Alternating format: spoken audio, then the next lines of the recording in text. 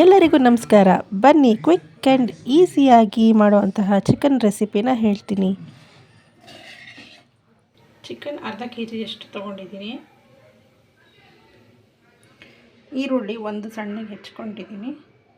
ಹಸಿಮೆಣಸಿನಕಾಯಿ 7 ರಿಂದ 8 ಸಣ್ಣಗೆ ಹೆಚ್ಚಿಟ್ಕೋಬೇಕು.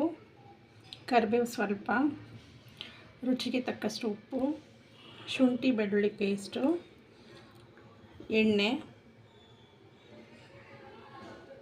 ಪೆಪ್ಪರ್ ಪೌಡರು 1 ಚಮಚ, ಗರಂ ಮಸಾಲ ಅರ್ಧ ಚಮಚ, ಅರಿಶಿನ ಪುಡಿ 1/4 ಚಮಚ ಅಷ್ಟು ತಗೊಳ್ಳಿ.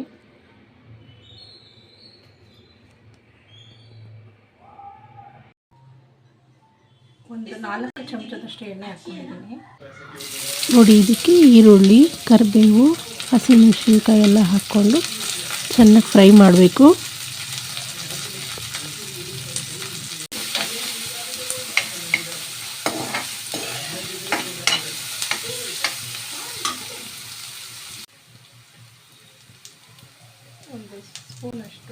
ಇದಕ್ಕೆ 1 ಚಮಚದಷ್ಟು ಶುಂಠಿ ಬೆಳ್ಳುಳ್ಳಿ ಪೇಸ್ಟು ಮನೆಯಲ್ಲೇ ಮಾಡಿರೋವಂಥದ್ದು ಹಾಕ್ಕೊಂಡಿದ್ದೀನಿ.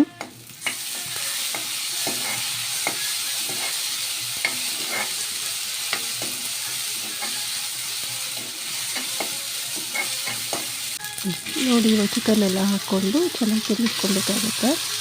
ಅರ್ಧ kg ಚಿಕನ್ ತೊಗೊಂಡಿದ್ದೆ ಇದರಲ್ಲಿ.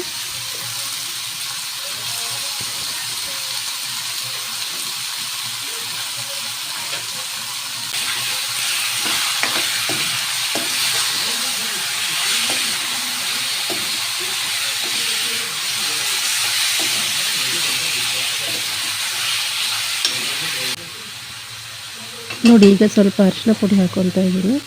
ಇವಾಗ ರುಚಿಗೆ ತಕ್ಕಷ್ಟು ಉಪ್ಪು ಹಾಕ್ಕೊತಾ ಇದ್ದೀನಿ. ಇದು ಸ್ವಲ್ಪ ಚೆನ್ನಾಗಿ ತಿರುಗಿಸ್ಕೊಳ್ಳಿ.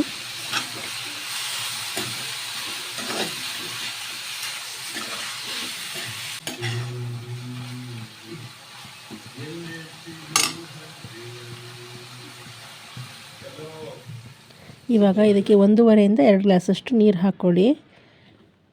ಇದಕ್ಕೆ ಇವಾಗ ಗರಂ ಮಸಾಲ ಒಂದು ಅರ್ಧ ಸ್ಪೂನಷ್ಟು ಹಾಕ್ಕೊಳ್ಳಿ. ಇವಾಗ ಚೆನ್ನಾಗಿ ಮಿಕ್ಸ್ ಮಾಡಿ ಕ್ಲೋಸ್ ಮಾಡಿ ಒಂದು 15 ರಿಂದ 20 ನಿಮಿಷದವರೆಗೂ ಬೇಯಕ್ಕೆ ಬಿಟ್ಬಿಡಿ.